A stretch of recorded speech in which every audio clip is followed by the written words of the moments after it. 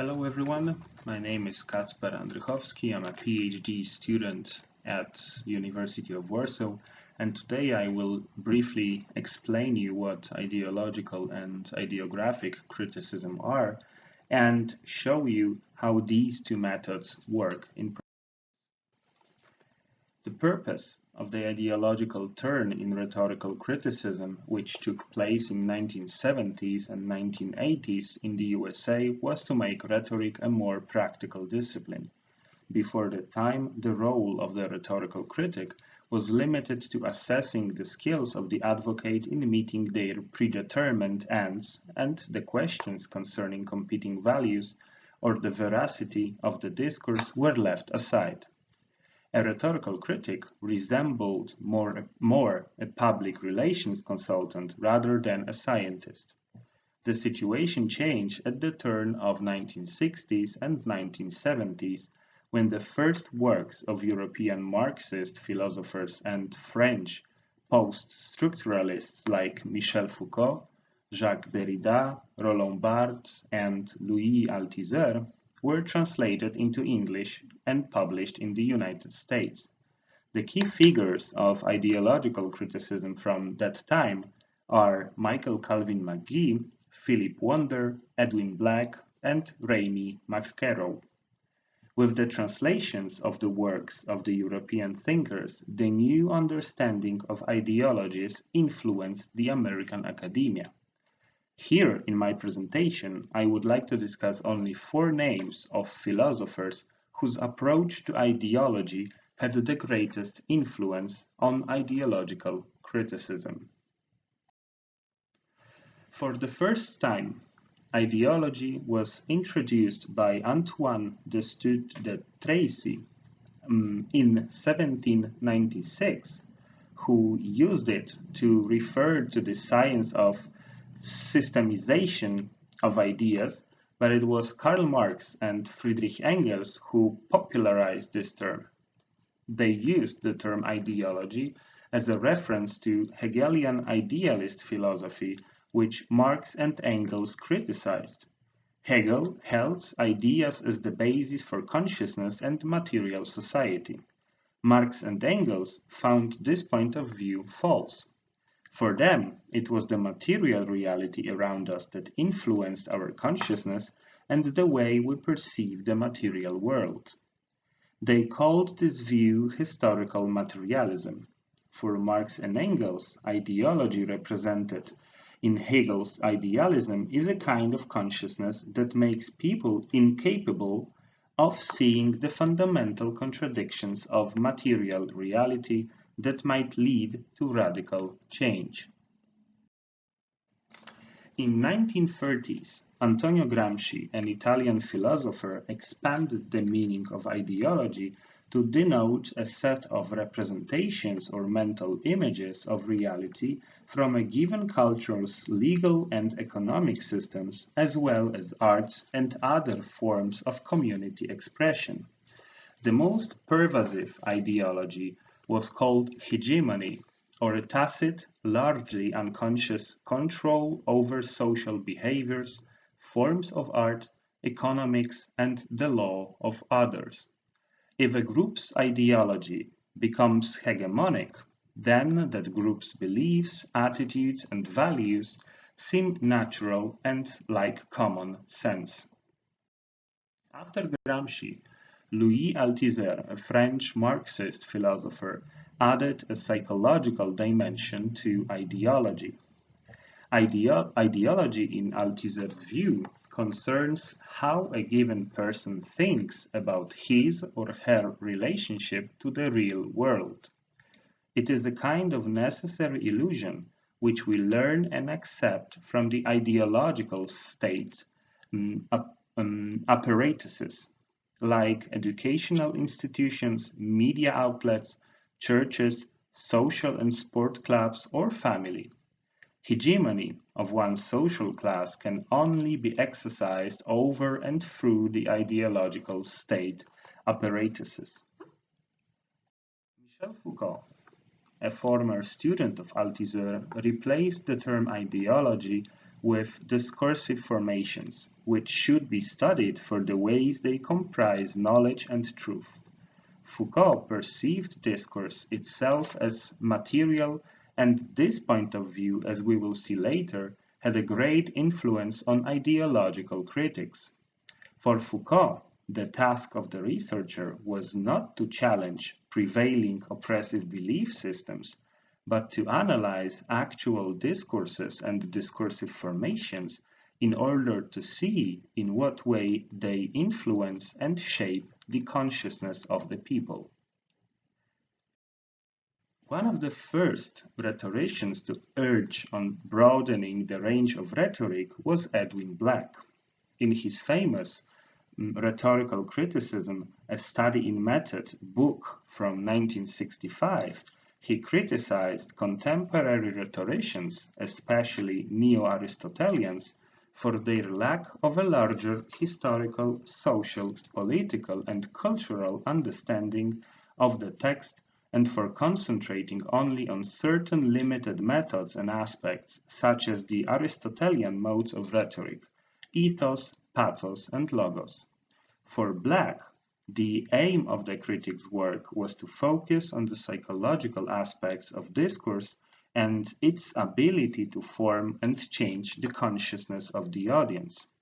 In his 1970 essay, The Second Persona, he noticed that in every text or discourse there is a speaker's persona and a second persona, which is the audience, but not the real audience, but the audience created by the discourse itself and by the speaker. The critic is able to characterize both personas through the ideology which is present in every text and revealed in the words and phrases used by the speaker. Black's essay was one of the first to bring the study of ideology into rhetorical analysis and can be named a breakthrough work for ideological criticism. In 1975, Michael Calvin McGee wrote his famous article In Search of the People, a Rhetorical Alternative, in which he introduced the term of rhetorical the people. McGee, like previously Black, noticed that there is never an omnipresent audience, but it is always created anew in every text or discourse. It is formed by the leader who creates a community, the people, by using some ideas or political myths which auditors can identify with.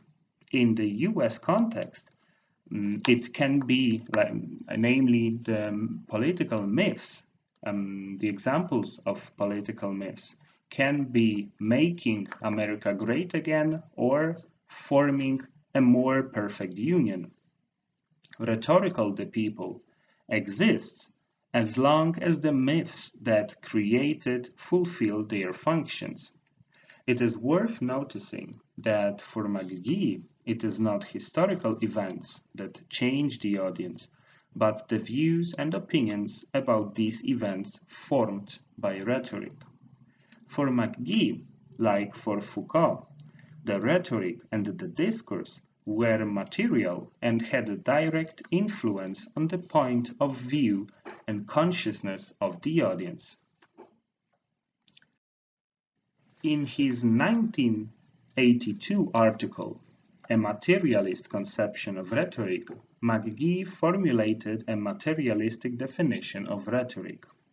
For him, rhetoric is a natural social practice or activity in the context of which symbolic claims are made on the behavior and or belief of one or more persons, allegedly in the interest of such individuals and with the strong presumption that such claims will cause meaningful change. McGee argued that rhetoric is a material force that constitutes social and political relationships and forms consciousness. Rhetorical scholars need to attend to questions of power, domination, and resistance, and the need to take an active role in social and political life of a particular community.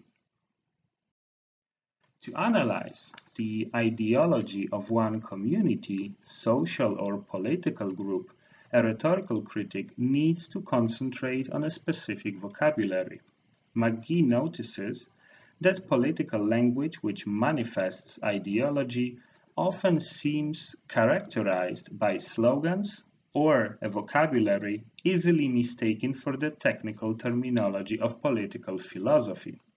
He called this vocabulary ideographs, which are the building blocks of every ideology that McGee associates with rhetoric.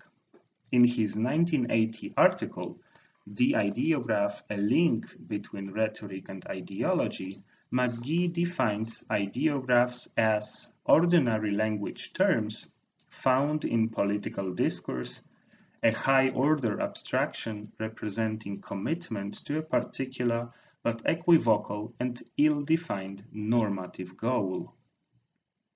Very often, ideographs warrant the use of power or excuse behavior and belief which might otherwise be seen as eccentric or antisocial.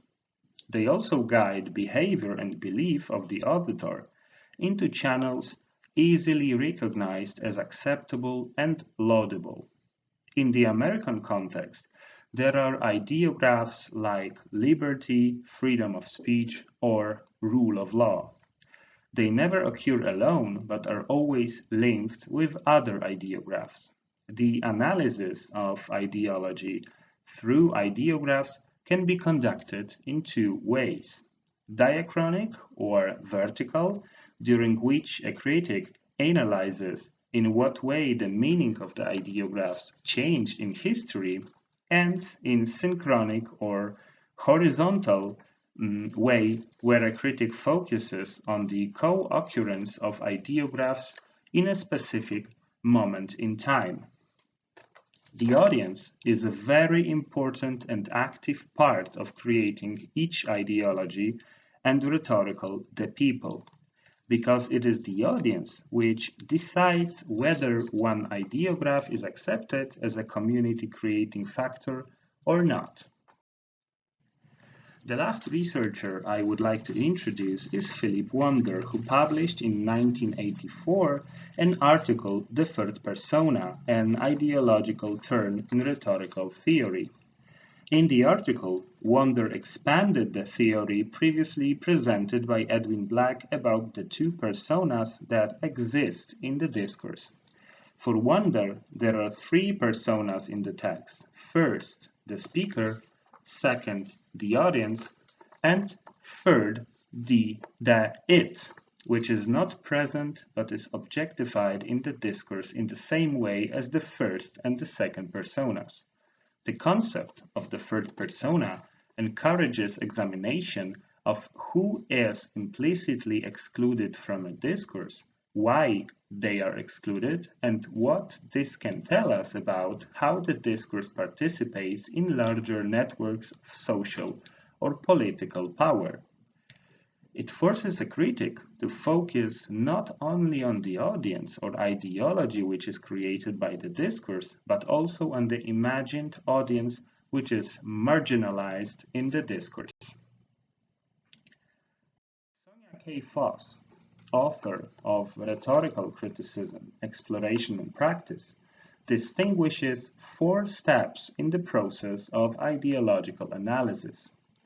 1 is selecting an artifact, 2 analyzing the artifact, 3 formulating a research question, and 4 writing the essay.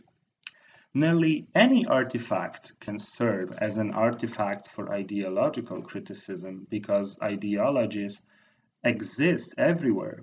A political text might be obvious for an ideological analysis, but other kinds of artifacts like advertisements, television shows, coffee houses, computer games, films, websites, and songs often can produce less obvious insights.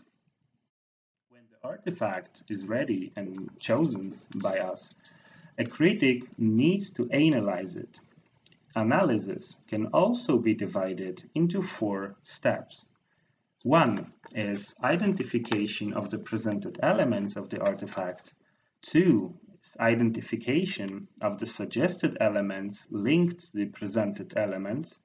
3 is formulation of the ideology. And 4 is the identification of the functions served by ideology. In the next slide, you will see a very short video that I chose as the artifact of the ideological analysis, just to practice it and show you how it works. And the video is a teaser for a new TV channel, TVP Kobieta, in English it's TV Woman, that was aired in February 2021. Take a look into this video.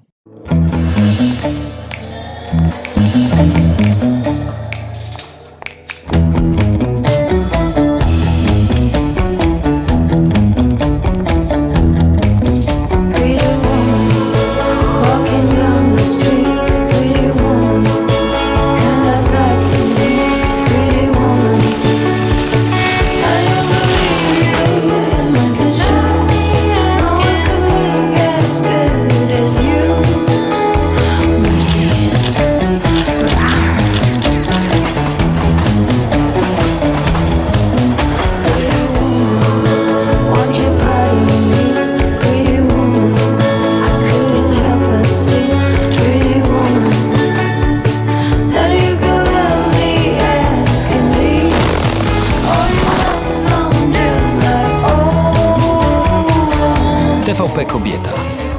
Taka jak ty.